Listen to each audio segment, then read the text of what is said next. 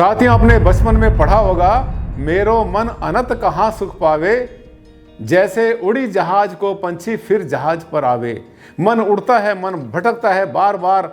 हम कहते हैं ऐसा होना चाहिए, कोई दूसरा कहता है ऐसा होना चाहिए। रील पर रील आपके सामने चली आती है और साथ में आपके सामने आ जाते हैं बहुत सारे वीडियो, और तब फिर से दिमाग घूम जाता है। एक दो बातें अपने मन में आज पल्ले बांध लेना और किसी की मत सुनना आज के बाद। किसके बारे में? सीढ़ी के बारे में। ये जो सीढ़ी के जितने पद होते हैं, इसमें कौन सा सिद्धांत काम करता है, कैसे काम करता है। अगर आपने पल्ले नहीं बांधा तो जिंदगी निकल जाएगी भटकते हुए उस जहाज के पंछी की तरह, और फिर आकर बैठेंगे आप मेरे वीडियोस पर। इस पर विस्तार से जाना चाहते हैं, अंदर की बात जानना चाहते हैं, तो चलिए मेरे इस वीडियो पर आखिर तक। डॉक्टर आनंद भारद्वाज, वास्तुशास्त्र के एनसाइक्लोपीडिया। नमस्कार साथियों, बहुत बहुत हार्दिक अभिनंदन, हार्दिक स्वागत आप सबका आपके चैनल पर। आज हम बात करने वाले सीढ़ियों के उस पहलू के बारे में जो बार बार ठकठकाता रहता है, परेशान करता रहता है आपको, और मैं आपको समझाता हूं कि उसके पीछे लॉजिक क्या है। एक किसी ने किताब लिख दी थी कभी, नकल मार के इधर उधर से उठा के कहीं से, और उसने डाल दिया उसमें इतना तगड़ा वहम। किस संप्रदाय की है वो, किस धर्म की है मैं नहीं बोलूंगा, लेकिन उन्होंने बिल्कुल बर्बादी कर दी। इंद्र यमराज ठोक के रख दिए उन्होंने सीढ़ी के अंदर। संभालना भारी पड़ जाता है, मेरा मूड खराब हो जाता है ये बोलते बोलते। मुझे इतना टाइम हो गया, कम से कम 200 वीडियो मैंने डाल दी इसके बारे में, ताकि आपको पता चले कि इंद्र यमराज नहीं होते भाई, नहीं होते इंद्र यमराज कभी भी सीढ़ियों में। इसीलिए तो आज का टॉपिक आप देख रहे हैं ना, फिर से चक्कर सीढ़ियों का दे गया गम। सम और विषम या फिर इंद्र और यम, यहाँ पे राज तो हो गए गायब। आइए लेके चलते हैं। ये देखिए सीढ़ियाँ बनती हैं हर जगह पर। एक बहुत बड़ी आपको बताऊंगा बात मैं सीढ़ियों के बारे में, जिसको सुनकर आपको बड़ी हैरानी भी होगी आज। ये जो है ज्ञानचंद जैन है कोई कलकत्ता के शायद।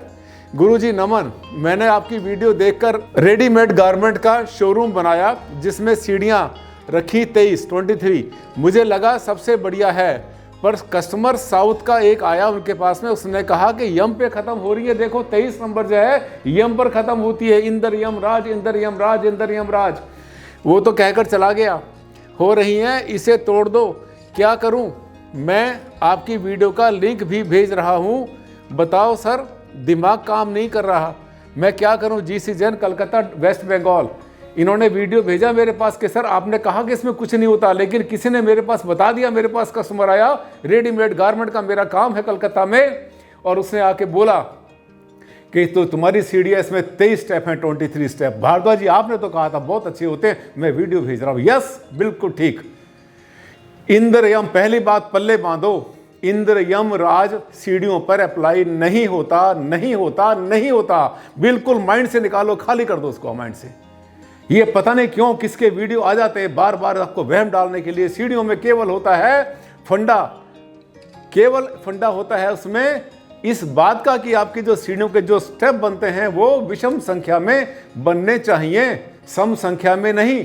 विषम का मतलब क्या होता है? 3, 5, 7, 9, 11, 13 ऐसे चले जाते हैं। और मैंने ये भी बताया था, एक ग्रंथ में बताया हुआ है कि सीढ़ियों की संख्या सबसे बढ़िया होती है कि जो total number of step divider by 3 reminder should be 2, यानी संख्या को 3 से भाग करते हैं और 2 बच जाता है तो सबसे अच्छे स्टेप माने जाते हैं।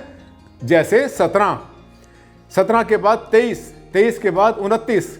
लेकिन ऐसी तो संख्या बन नहीं पाती, बहुत बार नहीं बन पाती। अब इनका जो शोरूम था थोड़ी हाइट ज़्यादा होगी, शायद 12.5-13 फुट की हाइट इन्होंने रखी होगी छत की। वहाँ पर जो है इनको 23 स्टेप मिल गए। 23 बहुत अच्छे हैं, मैंने बताया। 23 को जब आप 3 से भाग करते हैं तो 3 सत्ते 21, 21 के बाद 2 बच जाते हैं, सबसे बढ़िया सीढ़ियाँ मानी जाती हैं। तो सीढ़ियाँ बनाते हुए क्या ध्यान करना है? नंबर 1, विषम संख्या होनी चाहिए, ये ज़रूरी है। दूसरी बात, अगर ये ऐसा नंबर आपको मिल जाए जिसे कहते हैं 17, 23, 29, तब तो कहना ही क्या। इनको अगर आप 3 से भाग करते हैं तो 2 बचते हैं, कोई वहम इसमें नहीं होता।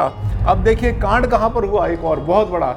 स्कूल में गया था मैं, एक स्कूल है कहीं, वहाँ पर मैं गया था, और उस स्कूल में उन्होंने क्या किया हुआ था। ये स्कूल जो है भुवनेश्वर से कुछ किलोमीटर बाहर था, आउटस्कर्ट में था, उड़ीसा में। वहाँ पर उन्होंने स्कूल बनाया लिया। वो स्कूल पहला वाला जो मालिक था किसी कारण से नहीं चला पाया, वो चलाकर इंडिया से बाहर चला गया, और जाते जाते उसने अपना स्कूल बेच दिया।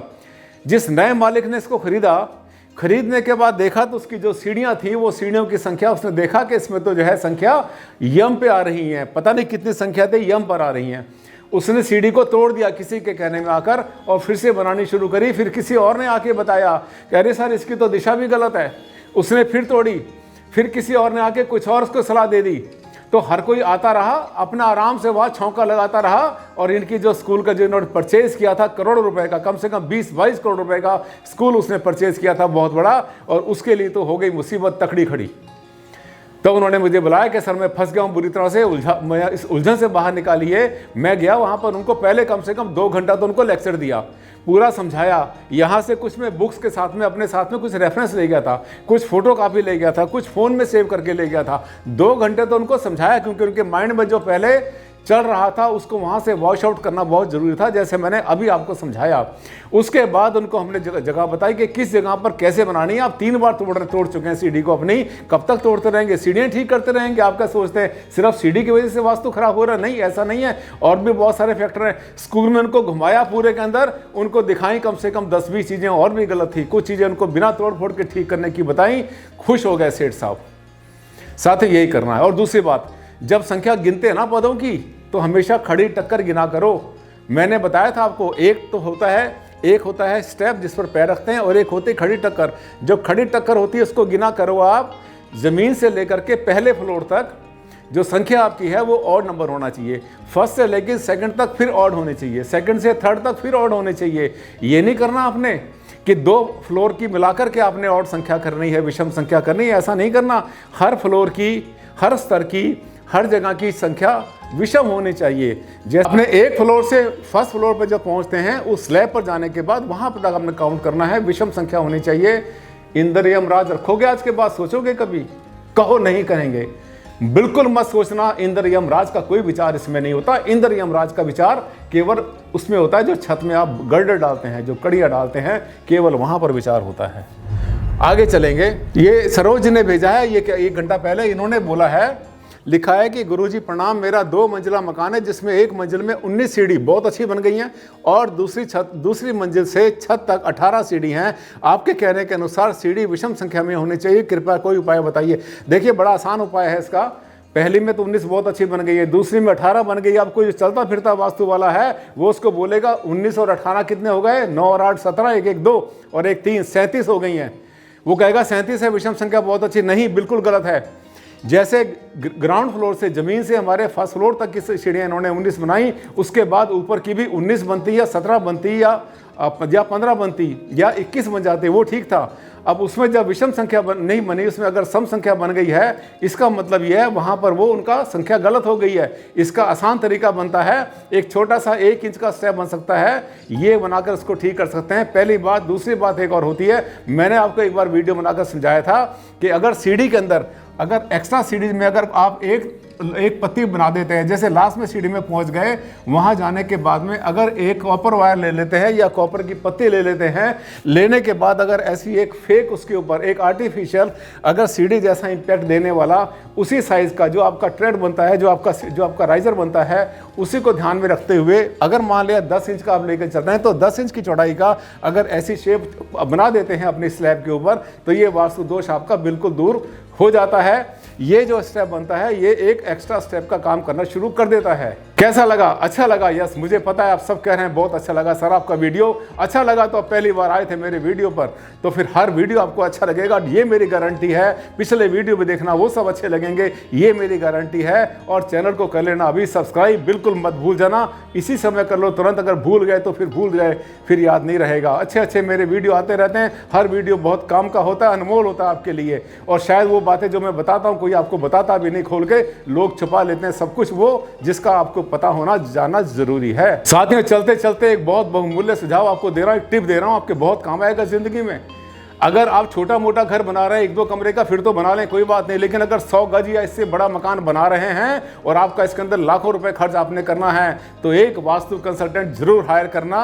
और ऐसा कंसल्टेंट हो जो आपसे गलती, जिसको कहते हैं 0 डिफेक्ट, एक भी गलती ना छोड़े, पूरा उसको कॉन्फिडेंस हो, विश्वास से काम करने वाला हो और वैदिक वास्तु पर काम करे। ताकि आपसे जो है आपकी रातों की नींद खराब ना हो। मकान जब आपका कंप्लीट हो जाए तो कोई इसमें ये ना कहे अरे सर ये क्या बना दिया आपने, ये क्या बना दिया, मैडम क्या कर दिया। ये इफ एंड बट नहीं होना चाहिए। परफेक्ट बने जो भी काम करते हैं हमेशा कहते हैं कि उसमें एक भी त्रुटि नहीं रहनी चाहिए, और वो तभी होगा जब आपका वास्तु कंसल्टेंट होगा एक अच्छा मैच्योर्ड एक्सपीरियंस। अच्छा लगा वीडियो तो एक बार लाइक कर देना और सोशल मीडिया पर शेयर करना मत भूलना। साथियों आज के लिए बस इतना ही। जल्द मुलाकात करता हूं परसों आपसे, एक नया टॉपिक लाऊंगा, इतना ही बढ़िया टॉपिक जैसा आपने अभी देखा है। तब तक के लिए दिया मुझे इजाजत। नमस्कार, धन्यवाद।